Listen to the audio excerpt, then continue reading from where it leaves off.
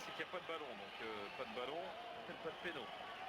Ça peut être ennuyeux. Effectivement, c'est un détail important. Tout le monde parle, mais voilà. Heureusement, M. Cunha est vigilant.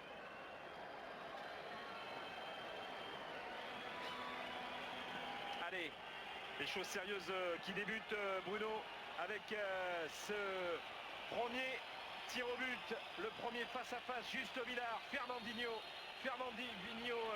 Justo Villar. C'est parti et c'est dedans, ça fait 1-0. En force. Justo Villar la touche, mais pas suffisamment.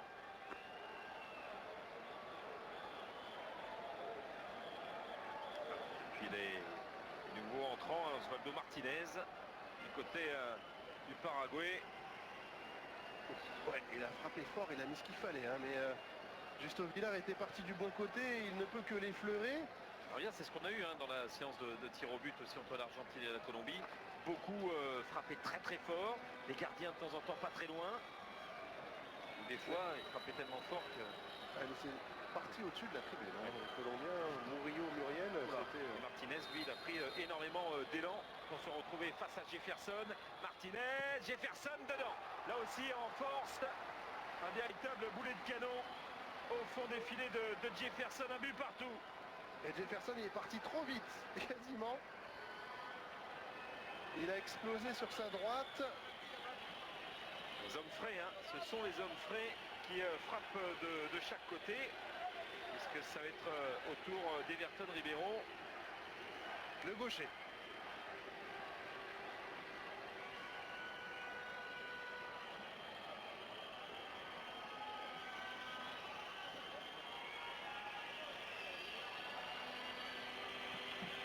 Allez, Everton Ribeiro se retrouve face à Villar. Everton Ribeiro, la patte gauche brésilienne. Oui, à côté, complètement manqué ce tir au but d'Everton Ribeiro. Villar n'a rien eu à faire. C'était quasiment une passe et c'est passé à côté du but. Il avait attendu le dernier moment, il avait masqué sa frappe pour prendre un contre-pied complètement Justo Villar. Seulement, il l'a tellement pris un contre-pied qu'il a trop croisé sa frappe. Penalty manqué pour le Brésil. Ils en avaient manqué 4 en 2011. Le Paraguay en avait inscrit 2. Couronne manquée. Et là, nouvelle occasion, mais cette fois du côté du Paraguay. Jefferson doit faire quelque chose. Et c'est dedans. C'est dedans. Ça fait 2-1 dans ce rendez-vous. Et vous voyez Bruno Valdés qui est avec ses copains heureux de voir revenir Victor Cáceres. Ouais, mais à l'image de Martinez, Cáceres, il s'est pas posé de questions, en plein milieu, très fort, et il a marqué. Là, il ne faut pas... faut plus trembler maintenant, Bruno. Il ne faut plus trembler.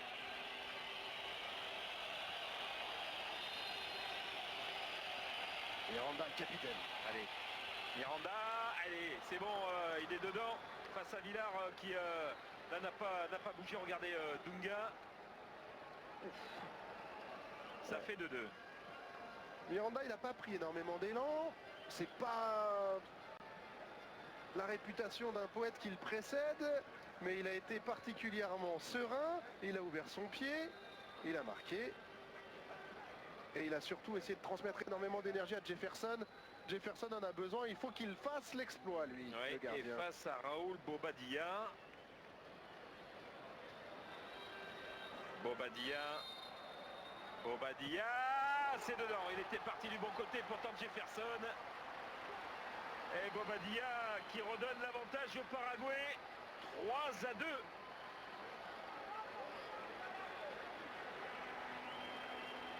Encore un nouvel entrant, vous avez raison, Philippe. Et là, c'est tiré un peu plus sur le côté. Jefferson était parti du bon côté. Mais pas suffisamment. Pour le moment, le Paraguay qui est serein. Ouais, qui est serein, il mène 3-2. 3 tirs au but à 2 des Paraguayens.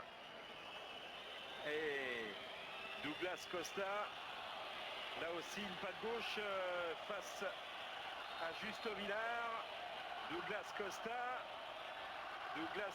Villar, au-dessus. Les deux gauchers ont manqué. C'est terrible. Attention.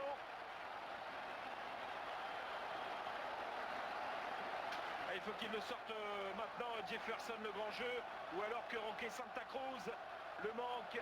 Tout grand joueur est capable de craquer.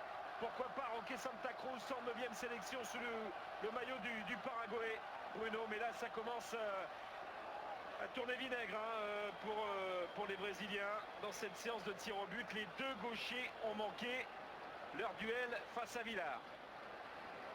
Roque Santa Cruz, un tir au but important face à Jefferson. Jefferson au-dessus. Et voilà une séance de tir au but qui peut être complètement relancée. On vous le disait, tout grand joueur peut manquer. Le capitaine paraguayen l'a fait. Mais là, il n'a pas fait semblant non plus, hein, Santa Cruz. Incroyable comment ce ballon est monté dans les tribunes. C'est un peu comme hier avec les Colombiens. Ouais, mais on a vu, il est parti en arrière au moment de sa frappe. Forcément, ça monte. Et il est réconforté par tous ses coéquipiers, le capitaine paraguayen qui avait la qualification pour les demi-finales au bout du pied. Ouais. 3-2, toujours. Peut-être 3-3 avec Philippe Coutinho. Le milieu de terrain de Liverpool face à Villar. Philippe Coutinho pour égaliser. 3-3.